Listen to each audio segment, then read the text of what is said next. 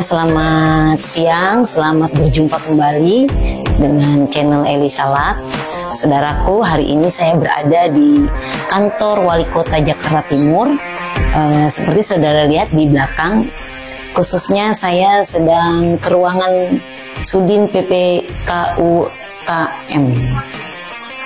Ya, sebagaimana ayat firman katakan di dalam Kejadian 1 ayat yang ke-26, berfirmanlah Allah, baiklah kita menjadikan manusia menurut gambar dan rupa kita, supaya mereka berkuasa atas ikan-ikan di laut dan burung-burung di udara, dan atas ternak dan atas seluruh bumi, dan atas segala binatang melata yang merayap di bumi. Saudaraku yang terkasih, kita khususnya anak-anak Tuhan yang masih hidup berada di dunia ini, yang diberikan kesempatan oleh Tuhan untuk berkarya, untuk berinovatif, untuk punya integritas yang tinggi di dalam pelayanan. Selain kita melayani pekerjaan Tuhan, hal-hal rohani, kita juga harus menjadi orang-orang yang berdampak bagi di sekeliling kita, ya, khususnya mereka orang-orang yang mungkin mempunyai kehilangan usaha, atau mungkin mendapatkan perlakuan yang tidak enak, atau mungkin mengalami PHK waktu pandemi, ya. Kami di sini memberikan suatu dorongan, mari, terutama kita yang masih muda-muda, yang masih diberikan kekuatan, kesehatan oleh Tuhan, jangan bermalas-malas, ya, karena firman Tuhan katakan orang yang malas tidak boleh makan. Tidak menjadikan kaya pinggan yang kosong, ya, orang itu nggak bisa makan. Kenapa, saudara? Karena kosong pinggannya, ya. Tidak dicari bagaimana supaya pinggan ini terisi. Maunya duduk manis, diam, terima anugerah keselamatan, lalu tidak mau bekerja.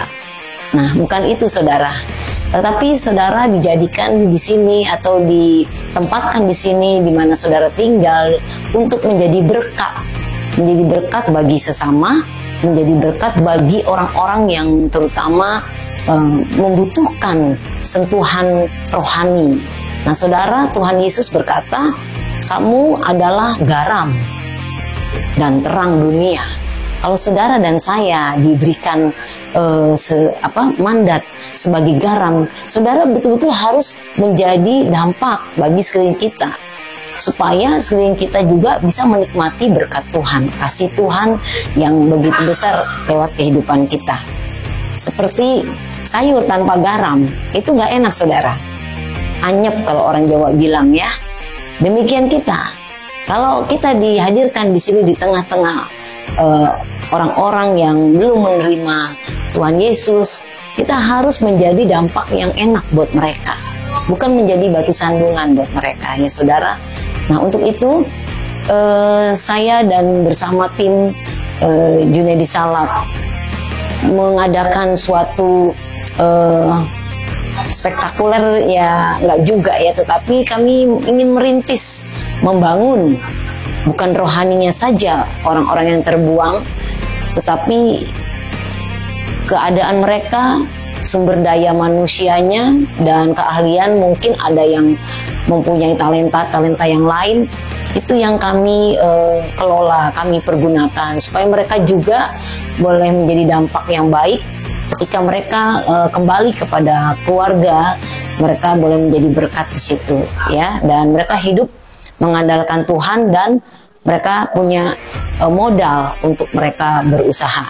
Saudara, nilai budaya kerja dan perilaku yang harus kita miliki, yang pertama, kita harus berintegritas, saudara. Ya, berintegritas di sini artinya jujur dan bisa dipercaya. Bagaimana saudara bersikap jujur dan dipercaya? Bukan saja manusia yang mau, tetapi Tuhan itu juga menginginkan kita hidup jujur dan bisa dipercaya.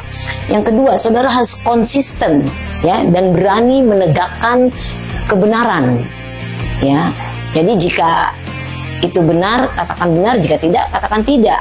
Jika ya, katakan ya. Jika tidak, katakan tidak. Jangan kita coba-coba untuk mengambil yang tengah-tengah, ya. Kita bekerja sama untuk sesuatu yang tidak baik, bekerja sama untuk sesuatu yang baik. Tetapi Tuhan berkata di sini dengan tegas, kita harus menjadi orang yang mempunyai keberanian untuk menegakkan kebenaran. Tulus melayani, ya. Jadi saudara harus tulus melayani. Ya, bagaimana kadangkala kita dibawa oleh Tuhan ke suatu tempat pelayanan yang mungkin bagi kita tidak enak, ya. Kita seolah-olah tidak terima, gitu. Sepertinya kita menganggap ini suatu hinaan bagi kita. Jauh-jauh kita jalan berkunjung ke suatu daerah, kita melayani di sana, tiba-tiba kita diperlakukan hal yang tidak enak. Saudara harus berpikir positif. Ikut Tuhan itu tidak hanya selalu enak-enaknya saja, tetapi saudara harus menerima sesuatu yang tidak enak. Saya punya kesaksian, saudaraku. Suatu ketika saya diundang pelayanan bersama almarhum suami saya.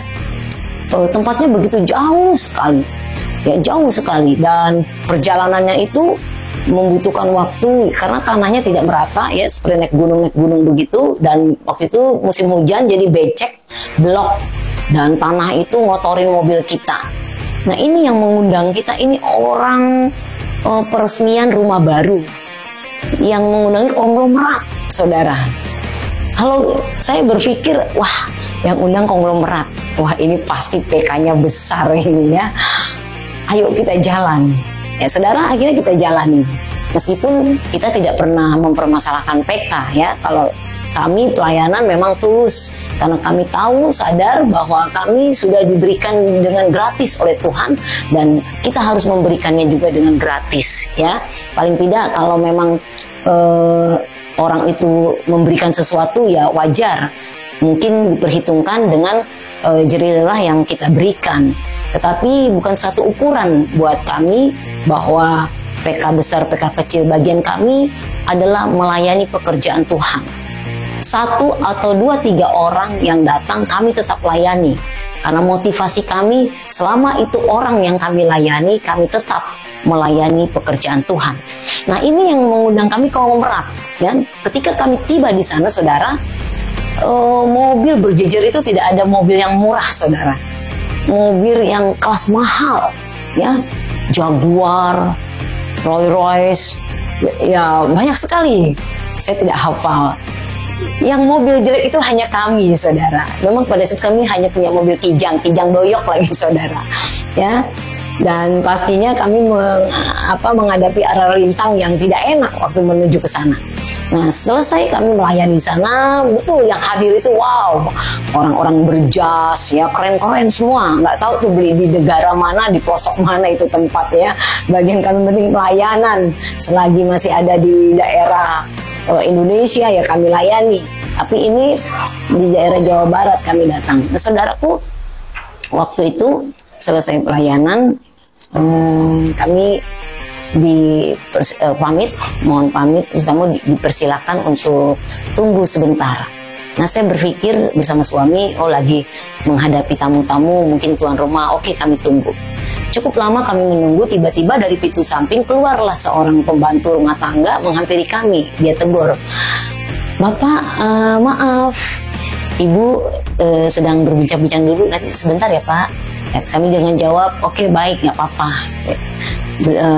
Pembantu rumah tangga itu masuk, saya senggol-senggolan dengan suami, ngobrol di mobil. Suami saya tanya, "Wah, kau tadi dapat amplop nggak?" "Enggak," saya bilang. "Papa, nggak juga." "Oh, mungkin nanti ditransfer barangkali." Jadi kami selalu berpikir positif. Nah, ya udahlah, nggak apa-apa, gitu. Ya, kata suami saya, gue sih cuma untuk ganti bensin aja, nggak apa-apalah. Ya, kita kan kesini pakai bensin, bukan pakai air, gitu. Jadi wajar-wajar saja kalau diberikan bensin. Ya, masa iya bensin sih yang mengundang konglomerat begini, gitu. Itu manusiawi, ya. Tapi itu obrolan saya dengan suami. Lalu tiba-tiba kembali lagi, saya lihat dari pintu samping lagi muncul lagi itu pembantu rumah tangga dan mohon maaf, minta mohon maaf, "Bapak, maaf sudah menunggu lama. Iya nggak apa-apa mbak, saya gitu. Kenapa? Sebentar, ibu lagi ketemu dulu dengan kakak-kakaknya, say hello karena ada tamu-tamu kakaknya yang dari luar kota. Oh ya nggak apa-apa mbak, gitu. Silakan. Kembali lagi pembantu itu masuk, ya kami berdua sharing gitu. Kok gimana sih ya? Ya kita komunikasi PK inilah yang jelas gitu. Kalau enggak transfer ya mungkin ada omongan yang disampaikan PK kita transfer, atau mungkin kita nggak dibagi PK juga nggak apa-apa. Singkat cerita muncul lagi yang ketiga. Saudara, pembantu itu keluar rumah dengan membawa satu bungkusan plastik, saudara. Lalu dengan santainya, dengan enaknya, Bapak, Ibu, maaf, Ibu tidak bisa menemui karena sangat sibuk saya dengan tamu-tamunya. Maklum peresmian rumah baru ya saudara, mungkin dia undang kali keluarganya ada berapa ratus orang gitu ya. Lalu ini ada persembahan untuk Bapak dan Ibu. Oh iya mbak, terima kasih. Kami menyambutnya dengan positif. Oke. Ya akhirnya pembantu itu masuk lagi. Saya kembali bercakap dengan suami. Ini apa ini pak? Oh anget-anget, saya bilang begitu. Terus ada amplopnya? Enggak ada. Ya udahlah, mungkin nanti ditransfer kali. Gitu. Kita jalan pulang. Sampai di rumah saudara, kita buka itu sebungkus sop babi yang diberikan kepada kami. Lalu karena kami selalu berpikir positif dan kami memang bukan orang yang suka B2, akhirnya B2 itu kami berikan kepada tetangga yang Kristen juga ya. Singkat cerita, sampai detik ini, sampai tahun 2021 suami saya meninggal, tidak muncul tuh yang namanya PK dari orang tersebut. Mungkin saudara diperlakukan seperti ini secara manusia tidak terima. Tetapi itulah tantangan di luar.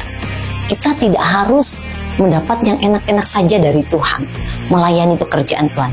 Tapi ketika kita diperhadapkan oleh sesuatu yang tidak enak, kita harus menerima dengan lapang dada. Dan kita harus selalu berpikir, kita sudah diberikan dengan cuma-cuma oleh Tuhan. Apa sih yang kita mau kasih sama Tuhan gitu loh. Nggak berarti, ya tidak sebanding dengan pemberian. Ya saudaraku, jadi saudara, kami memang sudah kenyang ya di dalam pelayanan. Betul-betul kita ini pendeta yang ini ya mengalami di lapangan gitu ya, hal yang tidak enak maupun yang enak. Tetapi bagi kami itu bukan suatu alasan untuk kami tetap undur melayani pekerjaan Tuhan.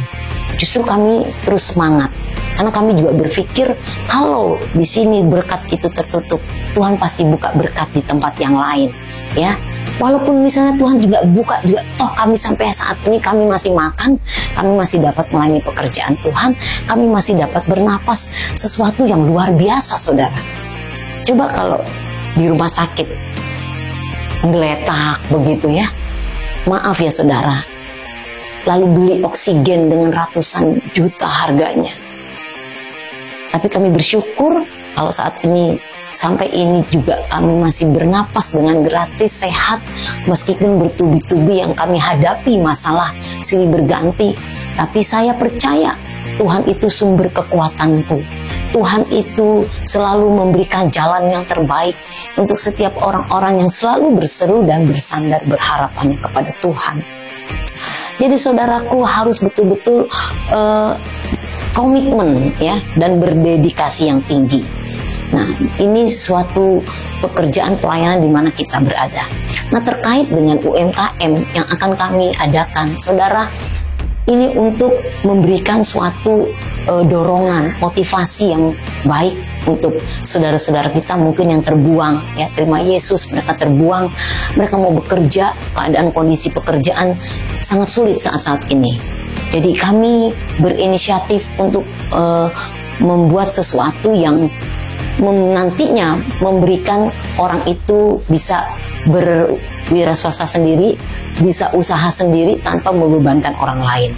Nah, saudara juga harus bersikap profesional, ya, bertanggung jawab, accountable, bertanggung jawab, profesional, ya, transparan, ya, cermat dalam bertindak.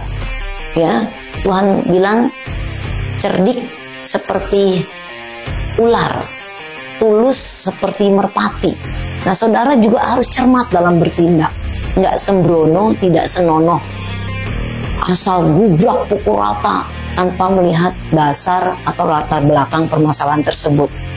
Yang selanjutnya, akuntabel, saudara dapat diandalkan, ya, dapat diandalkan oleh semua orang. Nah, saudara, dengan adanya UMKM yang hendak kami adakan, yang akan kami dirikan di sini untuk membantu orang-orang yang terkecil, mayoritas kehidupan ekonomi mereka, ya, kami berusaha untuk selalu memberikan yang terbaik, layanan yang terbaik. Nah, saat ini kami akan sharing-sharing dengan staf ahli yang menangani bidang UMKM. Ya, saudara, dukung dalam doa terus supaya UMKM ini bisa berjalan. Ini belum jalan, tetapi kami baru minta saran-saran, minta dibimbing bagaimana supaya UMKM ini kita bisa jalan. Ya, dukung terus saudara untuk channel Eli Salat yang selalu bergerak di dalam tidak saja kerohanian, iman, tetapi kita juga harus memperhatikan kebutuhan-kebutuhan jasmani. Meskipun dari kita sendiri juga belum bisa memenuhi secara total, tetapi kami mau belajar dari ketidakpunyaan kami ingin belajar untuk memberi, untuk membagi, dan untuk menjadi berkat bagi banyak orang. Ya, saudara, penekanan saya juga mengingatkan kepada saudara juga harus berinovatif, ya. Di zaman era yang canggih ini, saudara betul-betul harus bisa berkreativitas, berinovatif, ya. Ada handphone yang sudah Android, saudara bisa pergunakan untuk penginjilan, saudara pergunakan untuk berusaha, ya, lewat online apapun, ya. Saudara harus menyukai tantangan, ya, dan rasa ingin tahu yang tinggi. Kadangkala kembali lagi, manusia itu senangnya yang enak-enak saja, ikut Tuhan yang enak-enak saja, tidak mau menerima tantangan. Padahal tantangan yang Tuhan berikan, tantangan yang kita hadapi, itu membawa kita untuk naik level lebih tinggi lagi, ya saudara, ya. Lalu berpikir di luar kebiasaan, ya, kreatif, visioner, dan terbuka terhadap masukan, kritik, dan ide-ide yang baru. Saudara harus terima dikritik orang, juga saudara harus menerima masukan dari orang, ya, selama itu baik untuk membangun kita, dan saudara juga harus mampu menciptakan ide-ide original, ya, ide-ide yang tentunya dibutuhkan di dalam pelayanan. Ini sangat dibutuhkan sekali ide-ide Bapak Ibu Saudara supaya pelayanan kita terus maju, ya. Jadi mungkin itu saja yang bisa saya sampaikan pada saat ini.